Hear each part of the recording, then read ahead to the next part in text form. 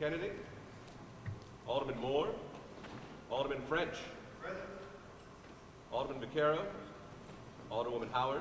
Present. Alderman Carter. Present. Alderwoman Murphy. Alderman Ogilvy. Present. Chairman Conway. Present. We have 5 present and we have a quorum. Thank you, Mr. Clerk. I would like to welcome everyone tonight to our annual presentation to the public of the city's budget. All of our meetings at City Hall on the budget, where we call in each department, is open to the public, and you're welcome to attend. You can also watch it on the St. Louis City cable channel. I think the delay is about 2 or 3 days before it hits on YouTube. But you can see each of the departments actually come in: the fire department, police department, building division, forestry, all of the main departments, and then some departments ask us to come in because they feel they need an increase or they want to explain something about their particular budget or individual budget. Today I have a number of aldermen with me. We only have one microphone, and actually it's affixed to the floor here. But I'm going to give each of them an opportunity to introduce themselves, and if they want to give some input about their perspective on the budget, I'm going to let them go first. And I'm going to just back up and let each one say whatever they'd like to say. Alderman French, do you? Thank you, Mr. Chairman. Appreciate everybody who came out today. This is an annual process that we do. When we put together the budget, it really is a reflection of our priorities as a city. And as we debate the budget and where we're going to shift funds around, I think it's important to get the public's input. So again, I appreciate you guys coming out today, being informed, and sharing your opinions. Thanks. Yes, thank you, Mr. Chairman. Welcome to the 27th Ward. And everything that French said, plus, we really want to hear what you guys think about our budget, and, we want to hear what your priorities are so we can implement that and move forward. So thanks. Alderwoman Howard.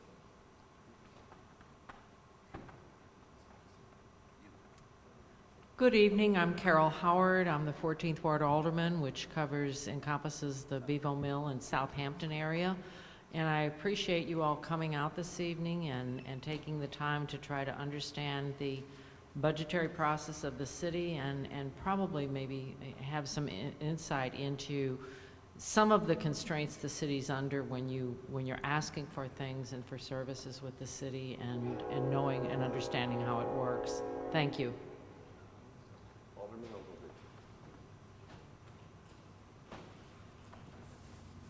Good evening, everybody. My name is Scott Ogilvy, 24th Ward Alderman. I think the one thing I will say is that may not be obvious about this process is that the budget is largely not the Board of Aldermen's budget.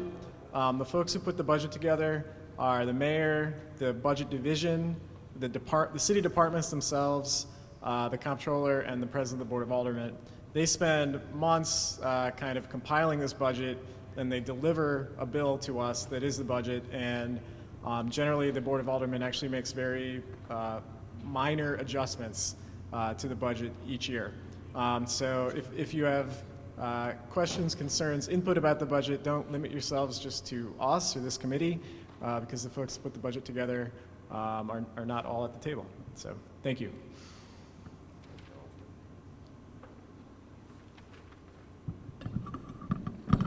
This year will be, again, a tight budget year for the city of St. Louis.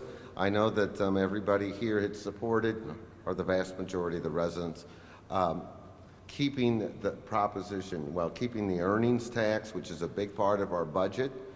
Our budget has increased marginally. Our expenses are going up just like yours at home, faster than our revenue. And it's been a balancing act for many, many years in a row, because we do have to operate with a balanced budget, no matter how we do it. We can't borrow. We're not like the federal government. We have to collect exactly what we spend. And those are some of the constraints, but your priorities are important to us. I would say across the board, public safety is is probably the number one priority of my colleagues up here at the board, and it's also our number one expenditure in the budget.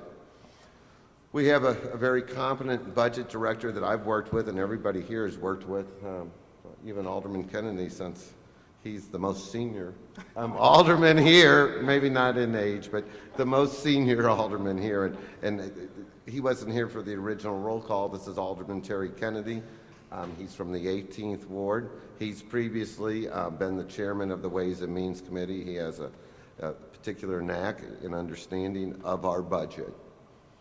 But I'd like to introduce Mr. Paul Payne, who is our budget director, and he is going to walk us through an overview of the budget for this coming fiscal year, and our fiscal year will begin July 1st. And if I could ask Mike Powers to hit that light switch over there by the fire extinguisher, that would be helpful. Mr. Payne? Thank you, Mr. Chairman, members of the Ways and Means Committee, as well as members of the public that have come to hear the briefing. This is a presentation I made to the Ways and Means Committee I believe it was last week, and I'm going to go through that again. So some of you, at least the members of the committee, should be familiar with this, and the members of the public will be seeing this for the first time. The total proposed budget for FY17 totals about $1.042 billion, which is a 2.4% increase over the previous fiscal year. It has a number of components. Well, that sounds like a lot of money, but not all of it is eligible for just discretionary spending.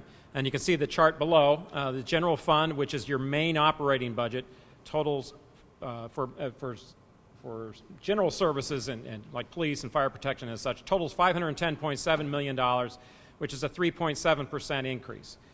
Now, one of the anomalies in next year's budget is actually we have something called a 27th pay. That's because we have biweekly pay schedules. Every 11 years you have, instead of having 26 paychecks, you have 27, which is something we prepare for, we set aside money for. But what it's doing for next year's budget is that it shows an increase which really is more than it otherwise would be because of that 27th pay. You take that 27th pay out and the actual increase is about a 1.6%, which is more in line historically. So that's sort of an anomaly with next year's budget, but that's the actual increase for next year. The special fund revenue categories, $125.9 million, is down slightly, 0.3%. That category includes special taxes, such as the local use tax, some of the convention and hotel taxes, as well as the lead and building demolition taxes. Those or fees. Those are included because they have a special purpose, and we're seeing some declines in those revenues next year. The use tax is down $1.8 million, although the convention and tourism taxes are actually up $1.2 million. And some of the other offsetting declines in public safety sales taxes were up $1.3 million, although our 1116 fund revenues were down $1 million. So that sort of a net decline there, slight decline. In the grant fund categories, $56.8 million, that's a 3.4% decrease. Most of that is in police grants, which you'll see in this budget are down by $3.1 million. The debt service fund is at $3.6 million, is down 25.2%. The debt service fund is the fund we use to pay off our general obligation bond debt. That's a property tax levy, which is utilized to pay general obligation bonds. The reason why that's down is because that has been declining over the years. Now, with the April election, we approved a new issue of $25 million, which is not yet reflected in these numbers. So that is yet to be reflected. So we do expect an ordinance to appropriate those funds. So that should rise back up a little bit. But that's what is in the debt service fund. Capital improvements funds of $42.3 million is down 3.4%. The sources of capital improvement funds, the major source is the half-cent sales capital improvement tax, as well as some of the Metro Parks capital improvements taxes. We've actually seen, we had a large fund balance last year in some of those funds, which is sort of explaining part of the decline there. In the enterprise funds, this $226.0 million, that's almost flat. It's 0.2% increase. Enterprise funds, primarily water division and airport. These are not discretionary funds. Those are operated like separate businesses. So you can't take money from the water and airport other than some select payments that they do for gross receipts payments. But those are separate organizations from an operating standpoint. Internal service fund category is $75.8 million. That's actually a 17% increase. That internal service fund confuses a lot of people, but that's actually all that is a holding account for other departments' payments for insurance and such as that. That also is not a discretionary fund. The reason for the increase this year is, I think last year there was a particular retiree health insurance that was not included from the police department. We recently, as you know, got local control of the police department, and we've been slowly incorporating some of those payments into the rest of the budget, and I think that reflects that, and that's primarily the biggest increase in that category. If you look at the pie chart below, you'll see that the general fund, which is, as I mentioned, is our main operating fund for most of our city services, is just about a little under half of the total budget.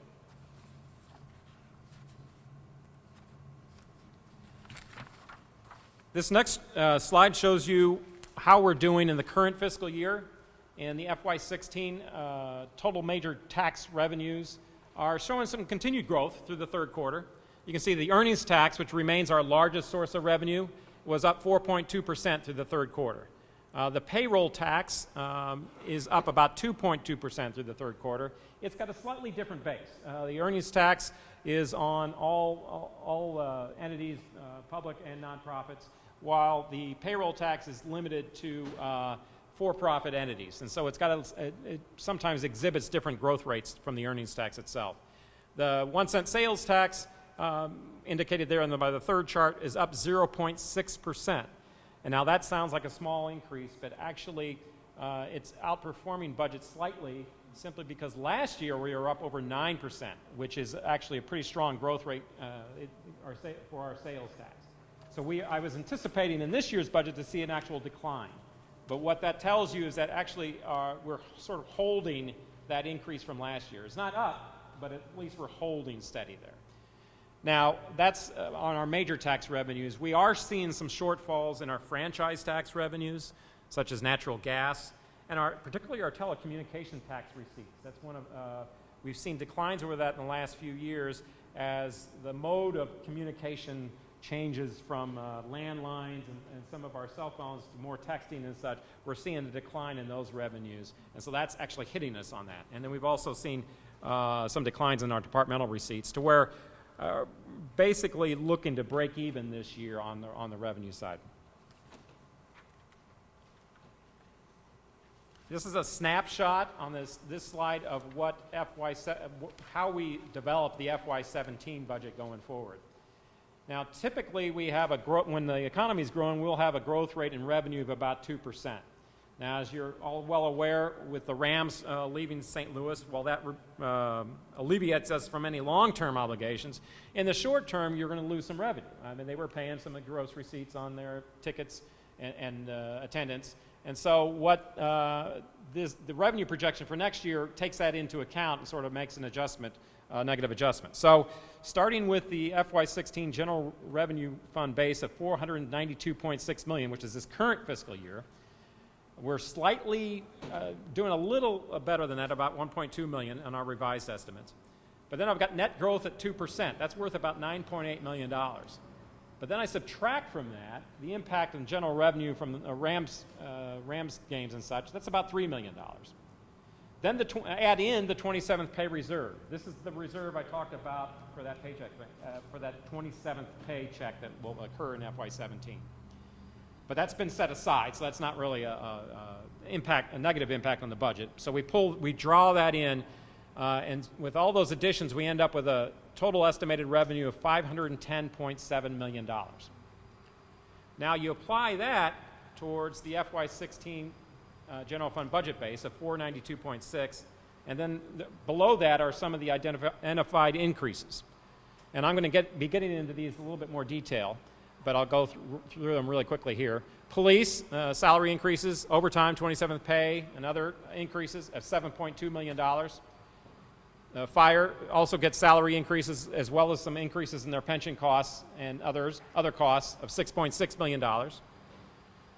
Everyone else, the non-uniform pay increases, as well as benefit and mostly salary increases of $5.7 million. We also have some lease debt obligations. We provide funds for the maintenance of the convention center. We also have, next year will be the first year of our payment for the NGA relocation agreement. That's a $1.5 million increase. But we also have some offsetting costs. We refinanced one of our Carnahan Courthouse debt agreements, which saved us $1.6 million. So net, all those results in an increase of about $500,000. The Justice Center lease, which we are still paying through 2020, offset with capital revenue, is down $2.7 million. One of the mechanisms we're using is we're reallocating a portion of the ward capital accounts. By doing that, it reduces the pressure on the general fund in terms of how much in capital the general fund has to pay. And that's one of the things we do when we're struggling to balance the budget. Citywide costs, citywide accounts, there's a general catch-all, not specific to any one department. And that unemployment costs and the assessor subsidy net is up about $200,000. We got workers' comp increases of about $1 million.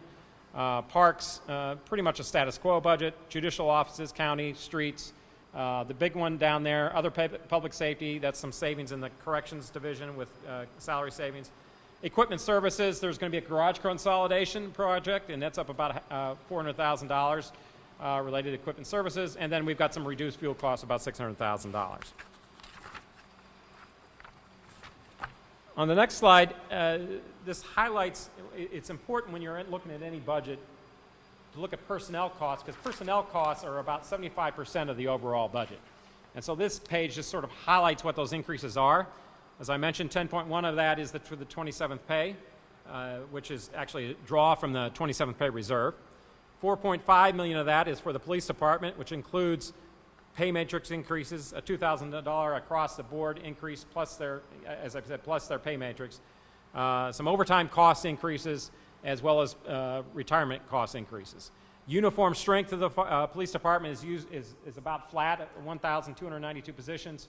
It's an increase of about 5 due to some grant expirations.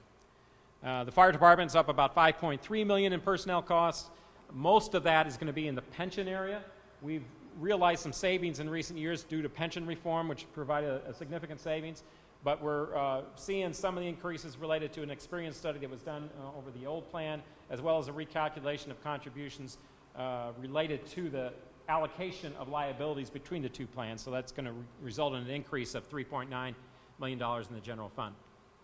And then, of course, our non-uniform costs increase, personnel costs, $1.4 million, includes the merit pay increases, which we have in the budget, at $2 million, offset by a decline in our pension costs of 1.8, and then a couple $100,000 for our health insurance. Actually, our health insurance increases were not that much this year, only went up less than 1%.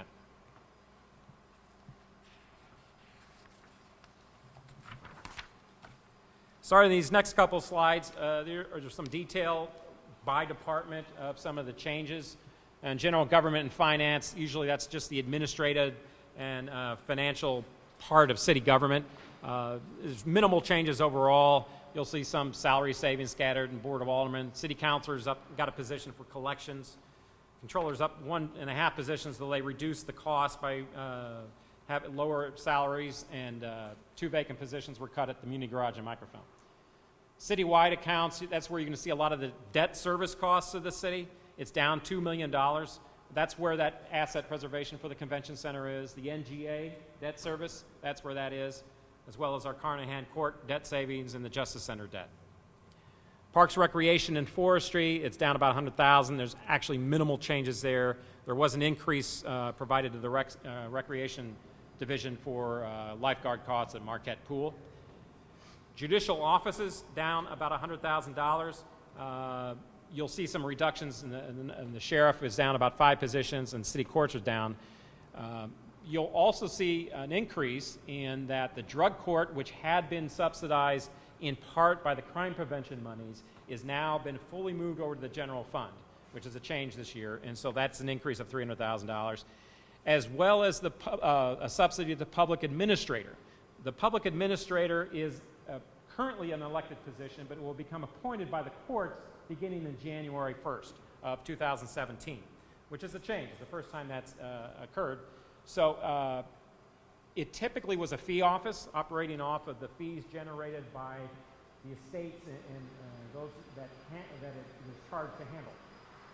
Unfortunately, the clientele of that office has been changing over the years, where the fees are not sufficient to generate the income. A lot of the clients they have are mentally challenged and they need a lot of social services. So part of what this budget anticipates is that there will be a partial subsidy of that office in the general fund. There will still be the rest of the office, which will be financed with its own generated revenue. So, but that's a new subsidy that would be in this coming fiscal year. County office category, the biggest change there, you see the $800,000 net increase, but the biggest change there is about a $900,000 increase for the Board of Elections. As you know, this coming our fiscal year, there'll be 4 scheduled elections. You'll have the primary in August, the November presidential election, then we have 2 municipal elections next spring. Well, every other year that occurs, we have 4 elections, and we have to budget for that. So that's why you see that big increase there. Street Department, not much of a change there. They're down about $200,000. The biggest change you're going to see is that the Refuse Division is down by 4 vacant positions, and it also has some reductions coming in about 6 months down the road when we consolidate the garage operations. We're going to have a new garage facility centrally located that combines both the north and south refuse garages as well as the fire engine repair unit, and that will result in some savings with running the routes for refuse, and so we've got some savings there. Public safety, other than the increases I talked about earlier on the payroll piece, it's about flat. Director's office includes some salary savings. The Civilian Oversight Board, which was created last fiscal year, now has its own individual unit. So you can see within the budget, it's got its own cost center. Corrections is up a position. There are also within the police department are 5 additional park ranger positions, which is a new initiative next year. Board of Public Service is up about $400,000, most of which is related to ESD's refuse and garage consolidation. Again, in recent years, fire engines were being repaired in a facility run by Metro, and we were contracting with Metro. Now with the new garage, we do anticipate to take that in-house, and that will happen during the middle of the year. So that transition will occur, and there will be some costs associated with that. One good side on this, one at least positive reduction here, is fuel costs, which have been trending down, as you know. It's been up in the last couple of months, but overall it's less than what we budgeted this year, and we're seeing a $1.5 million reduction in that category. So overall, if you take all the net increases and decreases, that's about a $2.8 million decline in operating cost. Moving to the next slide, there is a lot of interplay between some of the special fund revenues as well as the general fund, because some of the operations are funded with multiple sources. And so to the extent that there are funds available, these funds offset some of our operating costs, particularly the public safety sales tax. It's got a higher sales tax base because of the increases we've realized over the last 2 years. So we've got that budget is up $1.6 million. However, on the other hand, excess use tax, which has declined for the last 2 years, is down $1.2 million. So that hits us on that side. A gaming fund is down about $100,000. It's been stabilizing a little bit in the last few months, but it's been down over the last few years. It's about $6.7 million now, and it had been over $7 million going forward. We're hoping that in the last few months shows a new trend that they can continue increasing. The Public Safety Trust Fund's up $100,000. That was the increase. That source of fund is the increase in the graduated business license that was approved in 2006. So those are the changes in some of the special fund revenues.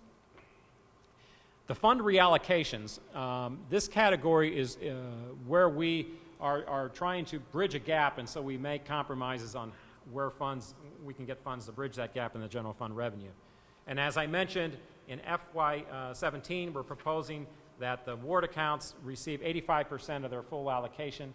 That's a reduction of $1.4 million. We had done that going back to the recession. We had gotten back up to 100% in the current fiscal year, but because of some of the hits we took on other revenue sources, we weren't quite able to get to the full 100% recommendation there. Public safety, half cent for public safety. The drug court subsidy, as I mentioned, we had been using $300,000 from the crime prevention funds, but that's now fully funded in the general revenue. And then local use tax, in the last number of years, we've been using $500,000 in affordable housing funds, as well as $2 million in building demolition funds to, again, offset some of our budget gap needs. So in total, it's about $3.9 million in fund allocations, reallocations. The next slide illustrates our outlook for the general fund revenue. You can see that earnings tax, which is by far our largest source of revenue of $171.2 million projected for next year, that's a 2.4% increase, which is in line pretty much with historical trends. Property tax, $59.2 million, it's a 1.5% increase. Sales tax, $54.6 million, it's a 0.2% increase. I should point out that there are the two sources of revenue there. The sales tax, I'm expecting an underlying growth rate of 2%, but because, as I mentioned, we take a hit, for instance, on the Rams and such, wanted to back off that. So you say, what's the impact? We back that out of the revenue estimate, so you end up with a 0.2% increase rather than a full 2%. Payroll tax at $39.6 million, that's also a 2.4% increase, pretty much in line with the earnings tax projection. On the franchise utility taxes, as I mentioned, this year we're falling short a bit, particularly with natural gas receipts. A lot of our franchise utility taxes, both on the electric as well as natural gas, is dependent on weather conditions, which, as you know, are a little bit difficult to project. This estimate assumes a growth of natural gas receipts about 5%. We saw a decline because of the warm weather we had this winter. We saw a decline in some of our receipts. So I'm basically assuming a little bit more normal pattern. But so that's why we got an increase there of about 2.5%. Intergovernmental receipts, $26.3 million, it's down 2.5%. We got some one-time receipts from the state and was catching up on some of our prisoner reimbursements. I do not expect that to be repeated this coming year. License tax category, $13.9 million. That's a decline of 9.3%. The biggest decline there, it's about $1.8 million. That was the amusement tax. Amusement tax is what the Rams were paying that we have been getting, we will not receive next year. So that's one of the more pronounced areas where we feel that impact. Departmental fees and fines, 49.6%. That's up 2.1%. That area, see a little increase in both EMS receipts, where we have a new collection contract that will be underway, and some projected increases in building permits. And the $43.7 million for the other category, that's a 33.6% increase. That's the other includes transfers from other funds. And that also contains the 27th pay reserve that I talked about. That's $10.1 million. You take that out, and the increase is only 1.4%. So that sort of tells you why that's such a large increase. And again, if you look at the pie chart there, the earnings tax represents about 33% of our general fund revenue, where, as the chairman mentioned, why that particular source of revenue is so important to funding our services.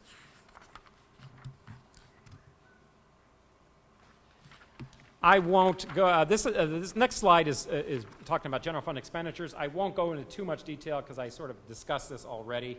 You can see in the non-departmental category, the 4.9% decrease. Again, that's because of the changes in how much the general fund revenue is giving to capital revenue because of the Justice Center debt and the reallocation of funds there.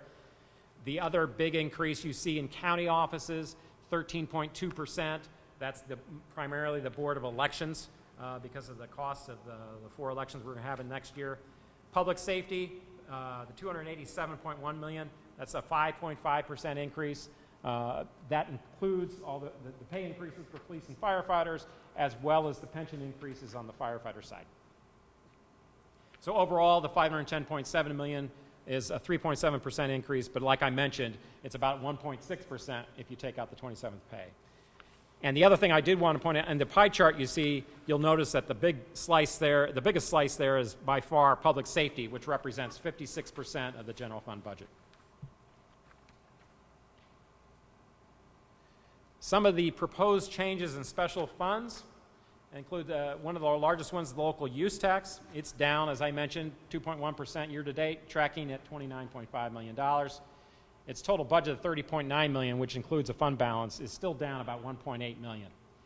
It continues the reallocation of the 500,000 affordable housing funds. But the total affordable housing budget is still at $4.7 million because it also has some existing fund balances. Building demo funds remain at the reduced allocation of $1.5 million, and the health department budget at $7.7 million. Lead and demo building funds, funding through those are two special funds funded by permit revenue, as well as some additional revenue, particularly in the lead fund, which has brought that fund to have a positive fund balance. The building demo fund, however, still is in a deficit range of $1.8 million. It actually might be closer to $2 million, but by the time the year's over. But which is why we're bringing about $500,000 from use tax each year to supplement that fund to keep it from going further deficit. And it's hoped that with building demolition and activity, that deficit slowly gets reduced so that we can bring that fund back to par. The gaming fund, as I mentioned, it's down nearly 6% for the third quarter. I will say I've seen the first month of the fourth quarter, and that's been up. So hopefully that trend, that trend will continue so we don't continue to see a decline in the gaming fund. But it's a total budget of $7.1 million, is down $100,000, and it also utilizes an existing fund balance in that account. And the C&T fund, that's the Convention and Tourism Fund. That's a 1 cent gross receipts tax on restaurants. Most of that fund money is transferred to general fund revenue to offset our convention center costs. But there are two items in that fund which are convention and tourism related. The Sister Cities program at $75,000, as well as Grand Center at $90,000 per year.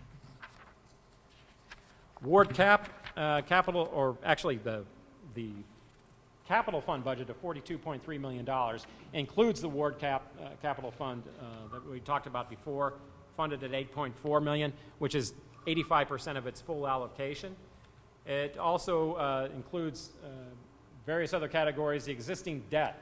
One of the things I always point out is a lot of our half-cent sales tax revenue allocated for citywide purposes is tied up in our existing debt. If you see that pie slice there, $19.9 million. And so that pays for that outstanding on our courthouse improvements, the new Justice Center, some of our rolling stock improvement, which is our equipment and service vehicles and such.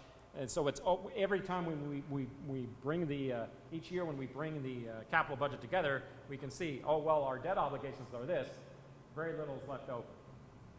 We do have that one small slice of $1.9 million for non-debt service related items, which include $1 million for repairs to the Juvenile Detention Center, as well as some minor building improvements, and the first year of a multi-year effort to address this emerald ash borer issue, which is going to be, you're going to be probably hearing more about as the years progress, but that's something that's potentially a threat to about 18% of our city tree inventory. So that's going to be a big item in the next few years. Going around the pie chart, engineering and administration, $1.3 million. That's for streets and BPS work on engineering costs of our capital program. I talked about the ward improvements of $8.4 million. Major neighborhood and parks, that includes all the Metro Parks monies, as well as the share of half-cent allocated to parks. There is some debt service of about $3 million, $3.3 million for that parks bond issue that was done recently, and so which you will be seeing, if you haven't seen already, a lot of improvements in some of the neighborhood parks. Recreation center improvements of about $600,000. That's also from the their share of the half-cent sales tax, and police department improvements of $1.9 million. And again, they receive about 10% of the half-cent sales tax. One of the items I do want to point out is, as much as this seems like a lot, but $42.3 million, but it is far insufficient to address a multitude of capital needs we have, which is why we went to the public for the general fund, the general obligation bond issue last spring, $25 million, and why last fall we went to a much larger one, because the growing need of some of the neglected infrastructure that we have in the city continues to be a challenge for us. This next slide illustrates some changes in personnel totals. Actually, there's not much on the changing side. General fund is down about 8 positions net. You'll see some increases and some decreases, but it's down net overall. And all funds all funds combined, a total of 6,674 positions. That's down 7 overall.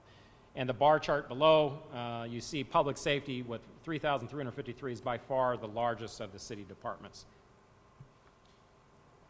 And this next slide just shows you the history over the last 10 years.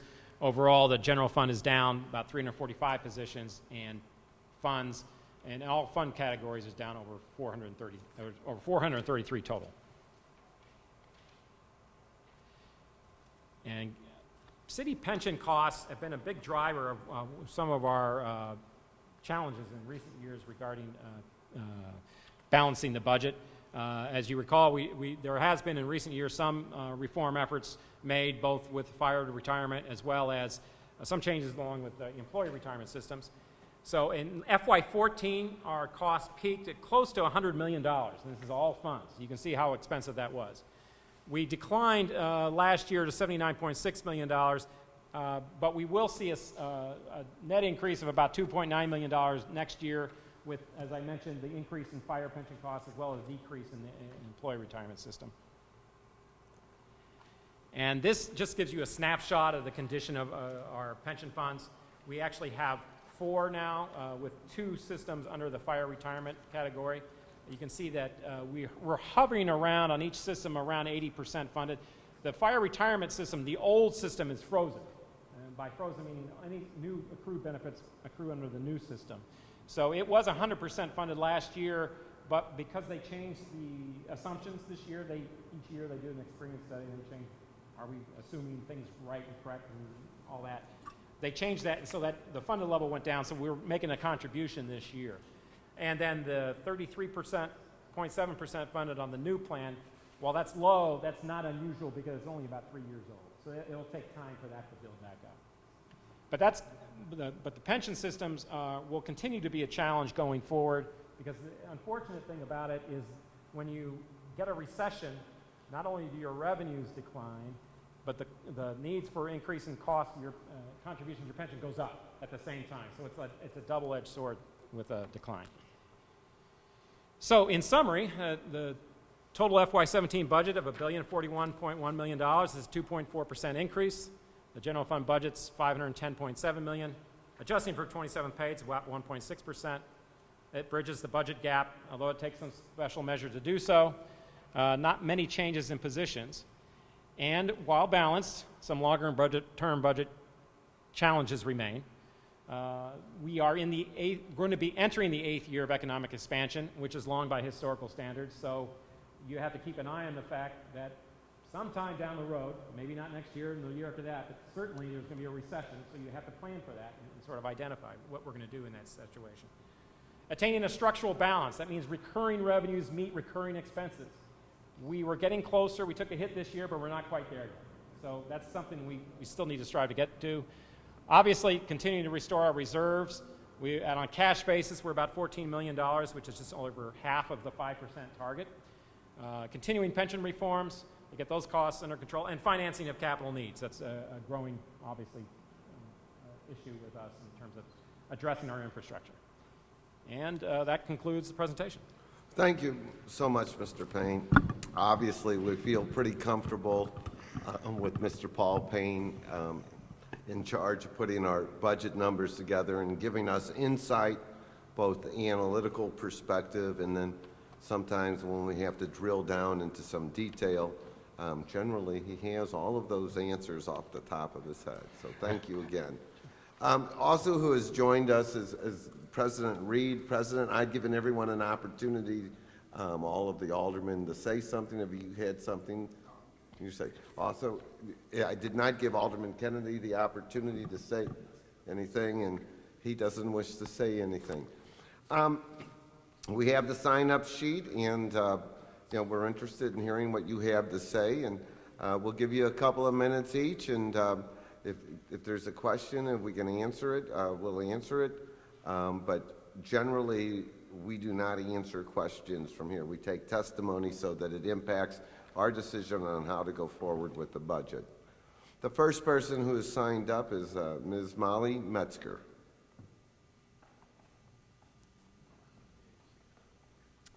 Good evening. My name is Molly Metzger. I'm a resident of the 6th Ward, a professor at WashU at the George Warren Brown School of Social Work, and I'm also a board member at the Metro St. Louis Equal Housing and Opportunity Council. And I'm speaking here tonight on behalf of Will Jordan, who couldn't be here, and the rest of us at EHOC, specifically regarding the Affordable Housing Trust Fund. So for many years, despite the ordinance's clear and unambiguous language, the Affordable Housing Trust Fund has been funded below its legally mandated level. Once again, the city is seeking to transfer $500,000 or thereabouts out of the trust fund to balance the budget. This practice punishes low-income families while wealthy developers and property owners continue to reap significant city tax subsidies and abatements. This also flies in the face of HUD's final rule on affirmatively furthering fair housing, which mandates all HUD funding recipients to affirmatively work to end neighborhood-level housing segregation. This new AFFH rule means that our city will need to diversify our low-income housing stock, and that means building in more expensive areas. These cuts not only make this impossible, but they endanger our city's ability to receive HUD funding for which our city's neighborhoods cannot afford to lose. So for moral, fiscal, and legal reasons, this practice must end. I implore the city to do the right and legal thing, restore full funding to the Affordable Housing Trust Fund. The truth is that $5 million isn't enough. To be honest, there's a need for far more affordable housing funding. Meeting our legal obligations is the bare minimum that our city's leaders should include in this year's city budget. So that's a statement from Will. I just wanted to add on, and I've heard some people sort of minimize the need for affordable housing, saying, compared to other cities, we are a weak market city here. That being the case, a lot of low-income families are still housing cost burdened, especially in areas. I live in Tower Grove East, so in the central corridor, the availability of affordable housing is really in decline, so we are seeing a big decline in the number of low-income families in that part of the city.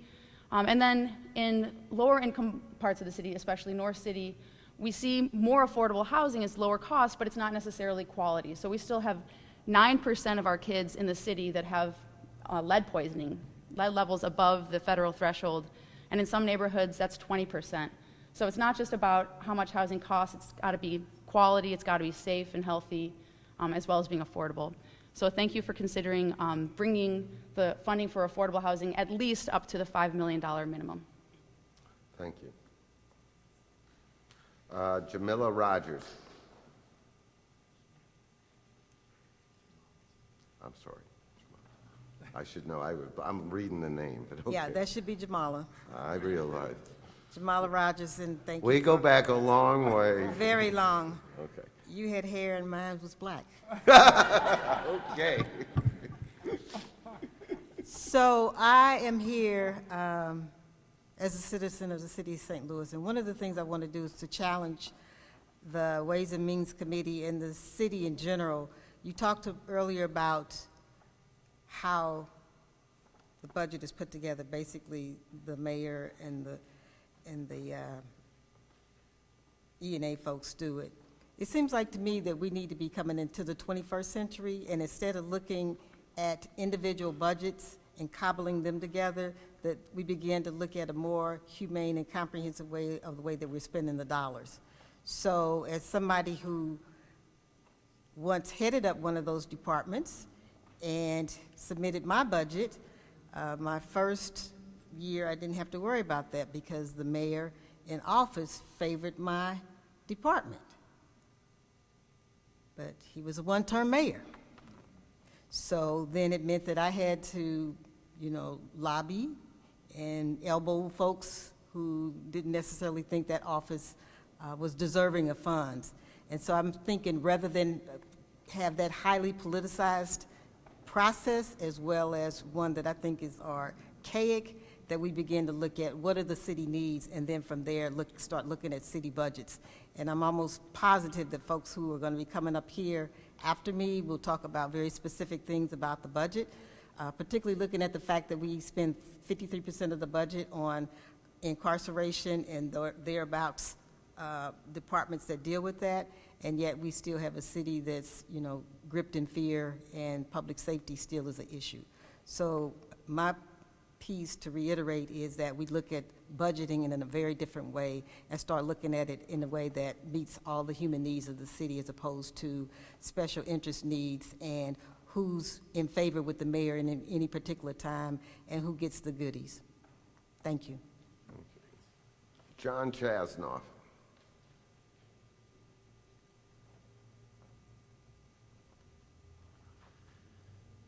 Hi, my name's John Chasnoff. I'm a member of the Coalition Against Police Crimes and Repression, and we just recently did an analysis of last year's budget, the current operating budget, and looked at the whole process of arrest and incarceration to see what we're spending on that function of city government.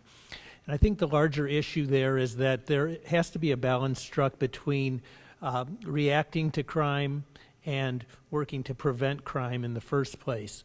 To my way of thinking and to CAPCAR's way of thinking, we've gotten out of balance and we're spending too much money now on reacting to crime and not enough on working to prevent it. So when we looked at the whole process of arrest and incarceration and what that cost the city for last year, it turned out to be 56% of the general fund. That's a huge proportion of our discretionary spending that's going towards reacting to crime. And it looks to me like it's going to be even higher this year. Just coincidentally, the number that was put out today was that public safety has gone up as a percentage of our budget from, if I remember right, something like 48 or 49% up to 56%. So I imagine that we're going to be spending even more this year on arresting and incarcerating. We'd like to see more money go into prevention, programs for homeless, jobs, education, and less money going into reacting to crime after it's already happened and affected our citizenry. So one exception to that is that we do need to have accountability in our process. And so glad to see that the Civilian Oversight Board has its own line item this year. But I want to point out that that's basically a guess, since that is a new office. We don't really know what its caseload is going to be. So I would urge you all to pay attention to that caseload this year, and as we go into the next operating budget, that we adjust accordingly for the Civilian Oversight Board. And the other place where we need to spend more money on accountability is for police body cameras. That is a big expense that needs to be budgeted. We'd like to see that come out of the money that we spend on arrest and incarceration and rebalance that by putting it into police accountability. And for other committees in the Board of Aldermen, we need good policies around those body cameras, but we think that this is the year to accomplish both those goals and increase our police accountability. So thank you very much. Thank you. Alderman Kennedy. I had one question. Do you have those, the analysis in writing that you can get to us? I do, yeah. Okay, would you It's do that? online. I could get you a link to it. All right, thank you. Yep, sure. That's all.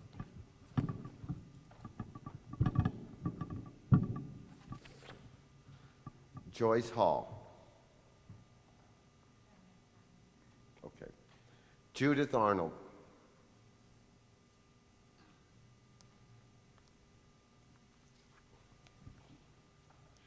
I'm Judith Arnold, and I'm representing the Enright Neighbors Association. And we are offering tonight 3 areas of concern for your attention related to the budget. The building demolition and board-up budget currently does not adequately reflect enough resources to board all floors of vacant buildings. In a previous hearing, the building commissioner said adequate equipment is needed to board buildings beyond the first floor. We believe the city should preserve buildings when possible with board up of all openings. We propose the leasing of appropriate equipment, such as bucket trucks, which will enable board up beyond the first floor. The Forestry Division is charged with maintaining vacant properties. There is a 6-month seasonal service, which is severely underfunded. First of all, not all of the city receives adequate service. It is an unreasonable expectation, especially when neighborhoods like mine was cut only one time last year and only after a call was placed. We were told that our neighborhood was not on a cutting schedule. Performance goals estimate each ward to be cut monthly through the season. We propose additional revenue to extend the current cutting schedule beyond 6 months. More revenue is also needed by forestry to concentrate on high-need areas. These highly visible areas are not getting cut enough, nor is debris being removed. Such examples in the 18th Ward is Delmar Boulevard between Vanderbilt and Taylor. Another example is Sayre Street from Delmar North. What a mess. Such high-profile streets blight neighborhood appearances. We propose additional revenue to maintain high-profile streets. I have a letter for each one of the aldermen.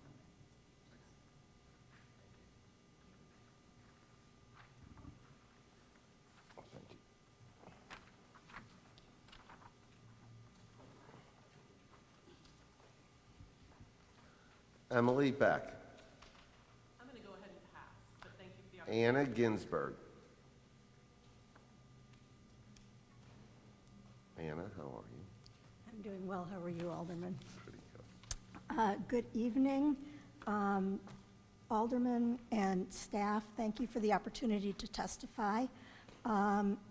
I work as a consultant for nonprofit organizations, but some of you know me because I was the Director of Neighborhood Stabilization in the city for many years. Jamala Rogers and I have been working with an organization called Advocates for Youth, and what we want to see is more funding and better quality programming for young people.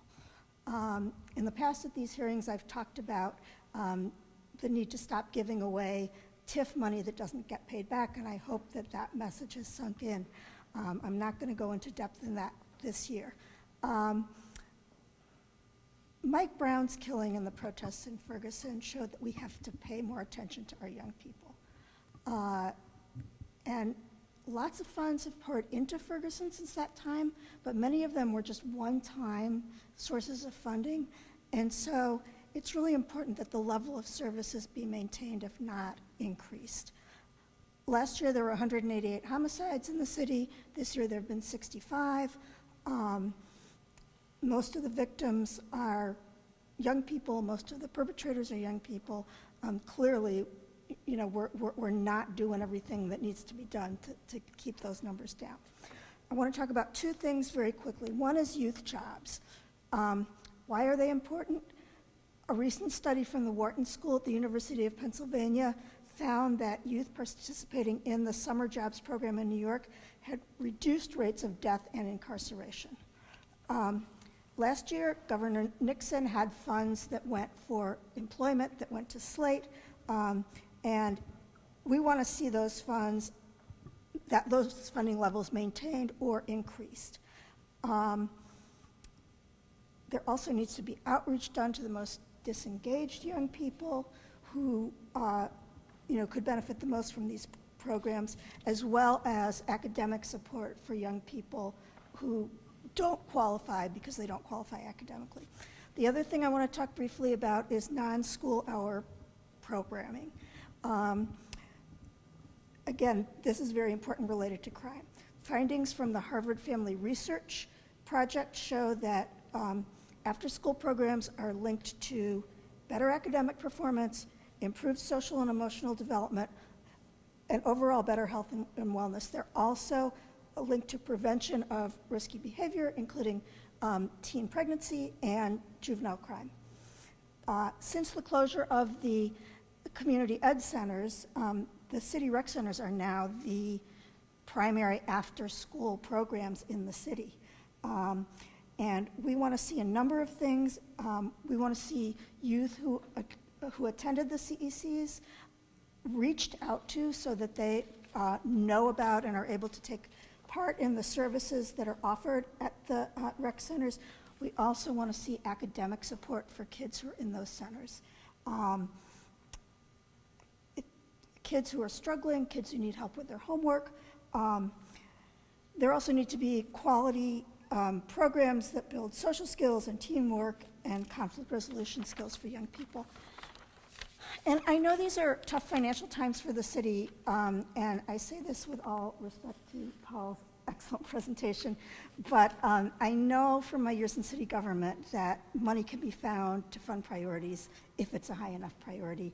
So I'm asking to please make these things as high a priority as possible. Quick word about academic achievement related to what I talked about before. According to the Justice Department, academic failure is the strongest predictor of youth involvement in the criminal justice system. And it also goes hand in hand with unemployment. After-school program and summer jobs are key entry points for young people who are struggling academically. If we can reach them, we can help them turn their lives around. And the bottom line is we're going to pay for this one way or the other. We can pay $2,000 or $3,000 a year for a kid to go to a jobs program or an after-school program on the front end, or we can pay for incarceration and criminal justice-related costs on the back end, which, as I'm sure many of you know, are way higher, something like $25,000 to $30,000 a year to incarcerate somebody for a year. And so I'm just asking to please consider this and do the right thing and do what we can for our young people. Thank you. Jerry Conway.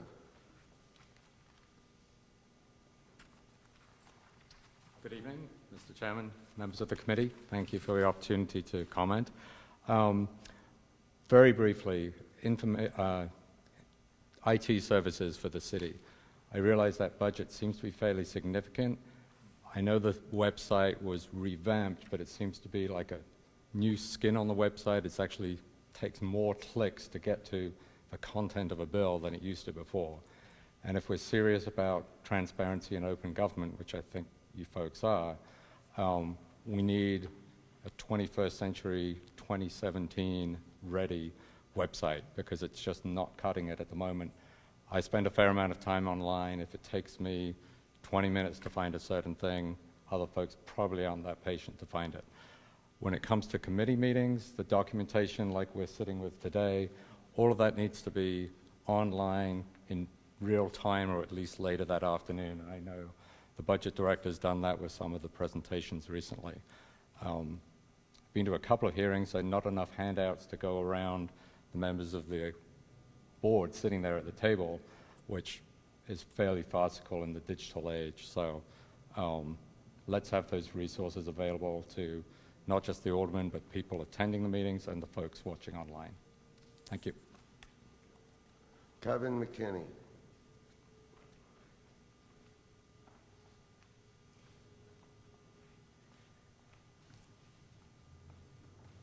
Good afternoon. Got a couple of letters to share with you, gentlemen and ladies. You can just hand them all to him, too, Mr.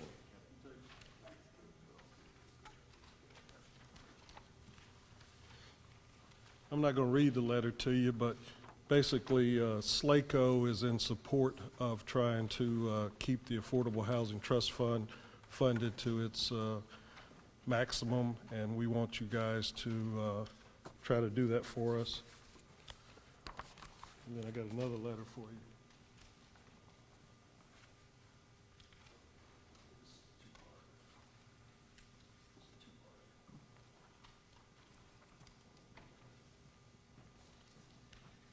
And then this is a two-parter. You've got the letter, and then you've got some backup support information.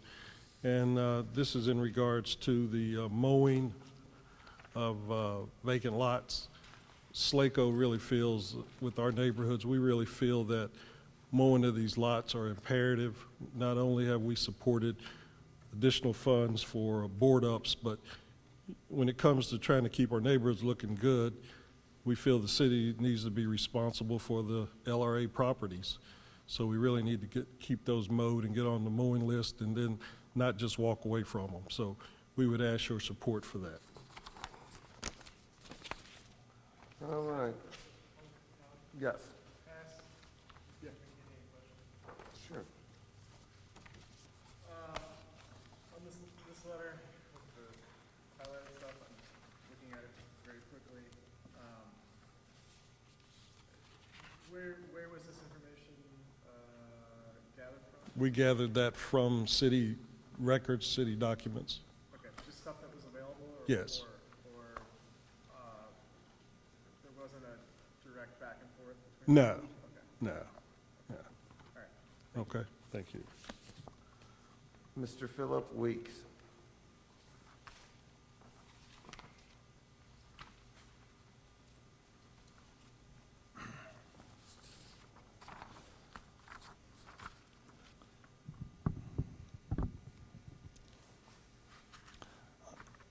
It's my belief that through the budget that you have, that you collect from the city and then you spend it, that you should spend it wisely. And I think that that when you have 56% of the general fund being spent on incarceration and arresting people and through public safety, this is not a wise expenditure of funds. And that instead of looking at the end result of the need for public safety to this extent in our city, we should be looking at ways to prevent our city from crying out and say we should not be a city that has a large amount of crime. It means that we should reimagine where we're putting our funds to actually prevent the need for a huge police force. Okay. And I think it's also necessary to periodically review how we, ways we can cut our money, cut the expenditures of our money. Currently, we lock people up in jail for not being able to pay bonds, okay? This is a waste of money. New York City, other cities have looked and corrected this problem. St. Louis City has not. St. Louis City has spent an enormous amount on the Justice Center. Do you realize that you don't have a cash register there? Okay, I mean, it's ridiculous. We come in as citizens to go through the city, to operate in the city. Okay, when you go into a place in the city to carry out a transaction, okay, you should not go in with your money, not knowing how much it is because no one answers the phone. You get there to bail someone out. They tell you to go across the street to the bar to get the proper change, or continue to pay more money than you normally would. This is not the way a city should function. This is, I don't know when the cash register was developed, but it seems like it's been a long time perhaps. You should look at your expenditure of your money, because really the way that you're perceived and the way that the city is perceived is a direct result of how you treat your citizens. Okay, every step of the way. And that goes, locking up people because they don't have enough money to pay their bail.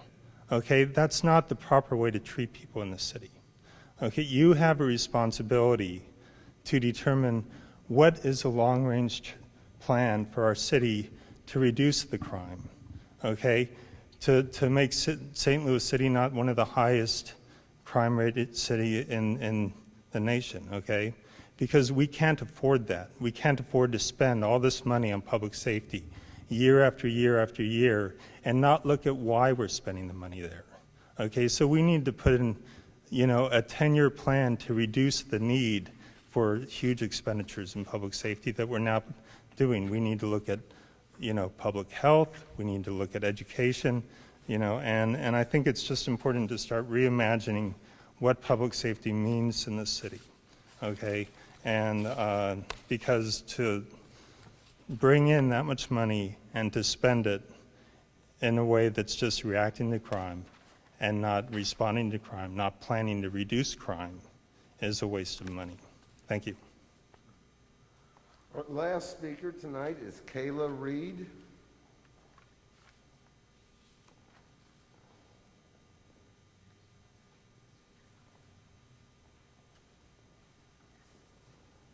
Good evening. My name is Kayla Reed. I am a resident of the 9th Ward. I live in Benton Park West. I'm pretty much going to, I want to start the conversation by saying I'm pretty sure I'm the youngest person that has spoken tonight. I'm 26. I work for the Organization for Black Struggle, but I wanted to drive home this idea that public safety as it is in St. Louis is not working. About a month ago, a young man, he was 25, his name was Mike. He was shot in front of my apartment building. And I remember hearing the shots and ducking, and then hearing someone say, hey, call an ambulance. So I called 911. A lot of people were calling 911 because I was put on hold for calling 911 on a Saturday night. And once I finally got through, I said, hey, it's a young man on the ground. He's bleeding. We need an ambulance. I stay directly across the street from a fire department, directly across the street. And the ambulance and the fire trucks were both inside of the firehouse. When I called, they said they were on their way. It took them about 15 minutes. And I stay off Jefferson and Arsenal. So all day long, you see cops driving up and down that street. But at this moment, it seemed like no cops were around.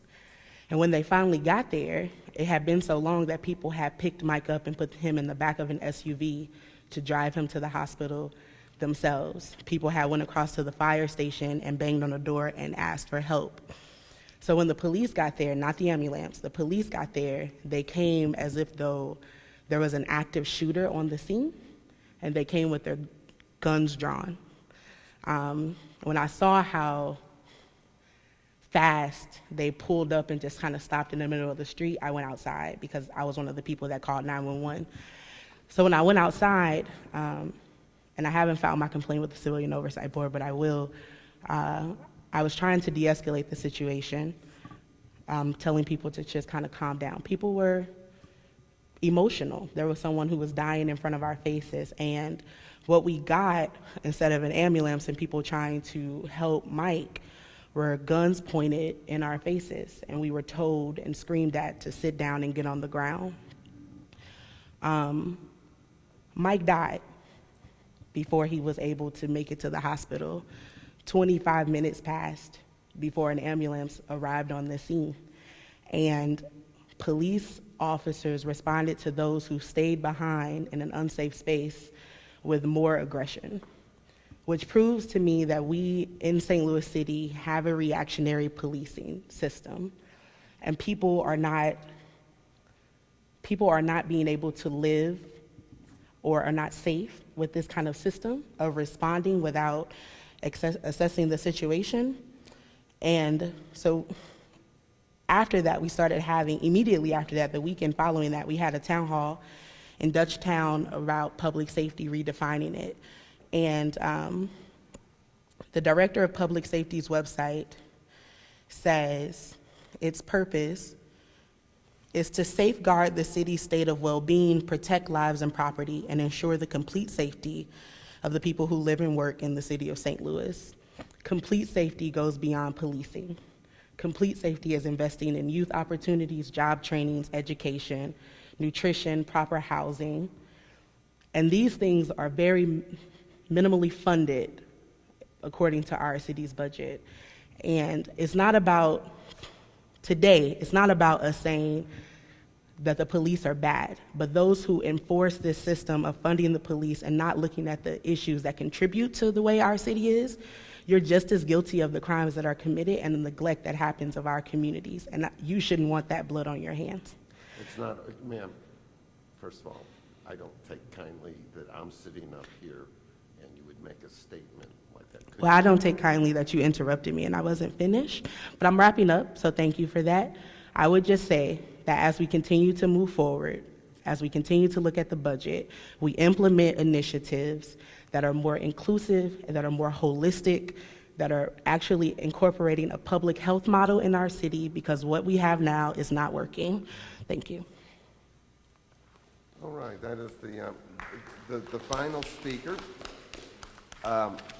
We appreciate everybody coming out tonight. We will resume our meetings tomorrow morning at 8:30, committee members. That's always 8:30 in the morning. And we will also meet next Wednesday and Thursday at 8:30. You can find which departments are coming each day, and their allotted time if you have an interest. I know the full board meeting is next Thursday instead of next Friday, but we will have the budget hearings in the morning. We will go, Mr. President, we'll be done by 9:45, so you can have a quorum at your meeting. Thank you. Does any of my colleagues have any other final thing? I would like to thank Alderman Carter for making the arrangements to bring us to this facility. And what's amazing is those are solar-powered lights. So I was wondering, I said, they're going to throw us out at dark. He didn't explain that part to me. But we appreciate it, and every year we will move our public meeting to different neighborhoods. And generally, I put the burden on the aldermen who would like to have it in their neighborhood to put it all together. So thank you, Alderman Carter. Meeting adjourned.